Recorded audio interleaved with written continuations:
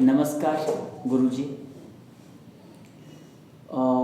कुछ प्रश्न हैं जो निरंतर लोगों के मन में रहता है और वो चाहते हैं उसका सटीक जवाब। तो आपसे हमारा कुछ प्रश्न है जिसका हम चाहते हैं कि बेहतरीन तरीके से आप बताएं और मार्गदर्शन करें। पहला प्रश्न तो ये है कि मृत्यु के पश्चात कई सारे पुराणों में ऐसा कहा गया है कि आत्मा जो है वो 3 भागों में यानी 3 जगह पे चला जाता है। एक स्वर्ग या नरकलोक, एक प्रेत योनि में और एक जन्म ले लेता है। क्लियर है? तो मुझे एक बात नहीं समझ में आ रहा है कि एक आत्मा है वो 3 जगह कैसे डिवाइड हो जाता है। क्या इस पे कुछ बताने की कृपा करेंगे? देखिए, ये है जो आप प्रश्न पूछे हैं, ये 3 जगह आत्मा एक साथ कैसे चली जाती है, ऐसा नहीं होता है। जन्म लेने वालों का मृत्यु और मरने वालों का जन्म, ये तो सिद्ध है। लेकिन ये नहीं है जो अभी किसी की मृत्यु हुई तो फौरन वो जन्म ले लिया, ऐसा नहीं होता है। वो कर्मानुसार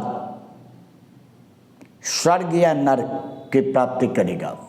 उसे जमदूत या देवदूत के माध्यम से ले जाएंगे, दक्षिण के मार्ग से या उत्तर के मार्ग से वो जाएंगे और उनके कर्मानुसार फल मिलेगा। अगर देवदूत ले जाते हैं तो स्वर्ग की प्राप्ति होती है, जमदूत ले जाते हैं तो नरकगामी होते हैं।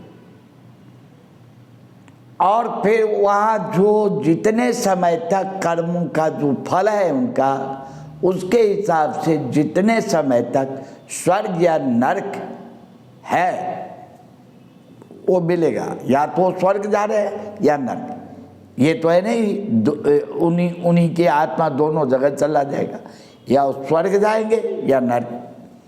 और फिर वहाँ समय पूरा होने के बाद पुनः उनका जन्म होता है। यह है विधान। ठीक है। किसी पुराण में हमने सुना था कि जो स्वर्ग से व्यक्ति धरा पे आते हैं, धरती पे आते हैं, उसका कुछ अलग पहचान होता है और नर्क से जो आते हैं उसका कुछ पहचान अलग होता है। हाँ, ऐसा है। और हम एक इसमें छोटा सा चीज़ इंक्लूड करते हैं, छोटी सी तो जिंदगी होती है 60 साल 70 साल की। हाँ, कुछ लोग उसमें निरंतर 20-30 साल या 40 साल 50 साल उनका हॉस्पिटल में या कष्ट में जिंदगी ही बीत जाता है। तो इसका क्या कारण है? इसका कुछ कर्म से लेना देना है या फिर पिछले जन्मों के कर्मों से लेना देना है? क्या मतलब इसका रहस्य है? अभी जो हम कर्म कर रहे हैं उसका फल भी हमें अभी मिलता है यहाँ पर इस भवन पे, और पिछला जो हमारा कर्म है कई वर्षों से पहले से, कई जन्मों से, उसका भी हमें मिलता है। उसमें जो कुछ बाकी रह जाता है जो पूरा हम नहीं कर पाए तो उसका सुख या दुख वो मिलेगा।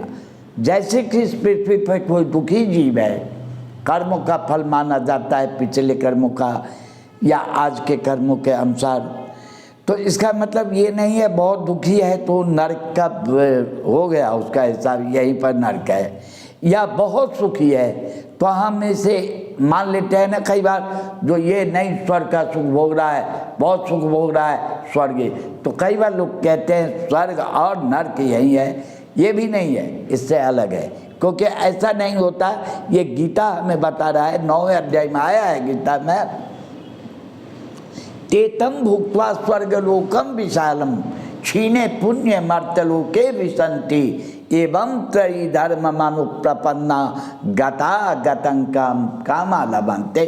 अर्थात स्वर्ग नरक यहीं पर नहीं है, क्योंकि स्वर्ग लोक के आगे विशाल प्रयुक्त विशेषण का प्रयोग हुआ है। वो सिद्ध कर रहा है हमें जो नहीं, यहाँ का जो सुख है वो स्वर्ग से नहीं मिला। तो यहाँ का सुख तो स्वर्ग के सुख के आगे कुछ है ही नहीं, और यहाँ का जो दुख है वो जमपुरी में जमराज की दंड के आगे यहाँ का कोई दंड कुछ है ही नहीं। ये हुई। अब आपका प्रश्न था जो स्वर्ग से नरक से आए हुए लोगों का कुछ पहचान है, वो भी बता देता हूँ। स्वर्गस्थिता नाम ही जीवलोके चत्वारि चिन्हानि बसंति देहे दान प्रसंगो मधुरा चवानी देवार्चनम ब्रह्मण तर्पणं च। स्वर्ग से आए हुए लोगों का ये पहचान है, ये 4 पहचान है। चत्वारि चिन्हानि बसंति देहे, शरीर में 4 चिन्ह होते हैं। दान प्रसंगो, वो स्वभाव से दानी होगा और कर्म की तरह दान करता चला जाएगा। कोई मांग लेगा है उसके पास, वो कल क्या खाएगा उन्हें तो दानी स्वभाव का होता है। ये स्वर्ग से आई हुई का पहचान है, दानी होगा। पहला वाणी में मिठास होगी, रस युक्त बोलेगा, उसकी वाणी में मिठास होगी, नीरस बातें नहीं करेगा। ये स्वर्ग से आई लोगों का पहचान है।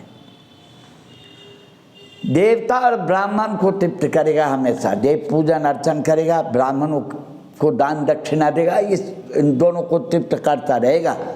पितृ कर्म देव कर्म ये सब करेगा, तो ये स्वर्ग से आए हुए लोगों का पहचान है। उसी प्रकार ठीक इसके विपरीत मान लीजिए, नरक से आए उनका रूप ही कुछ अटपटा सा होगा, फिर वाणी में कठोरता होगी, अपने से स्वजनों से बैरी, अपने लोगों से बैरी ही रहेगा, किसी से प्रेम भाव नहीं रहेगा। तो ये सब जो है, और दुखी भी रहेंगे, दुखी रहेंगे, दरिद्री रहेंगे, ये सब पहचान है नरक से आए हुए लोगों का। तो यही सब कुछ है हमारे शास्त्रों ने दर्शाया है। चलिए संत जी, आपका बहुत बहुत धन्यवाद। आपके जवाब से हम बिल्कुल संतुष्ट हैं और मिलते हैं फिर किसी अगले वीडियो में कुछ ऐसे ही प्रश्नों के, चटपटे प्रश्नों के साथ। तो तब तक के लिए धन्यवाद।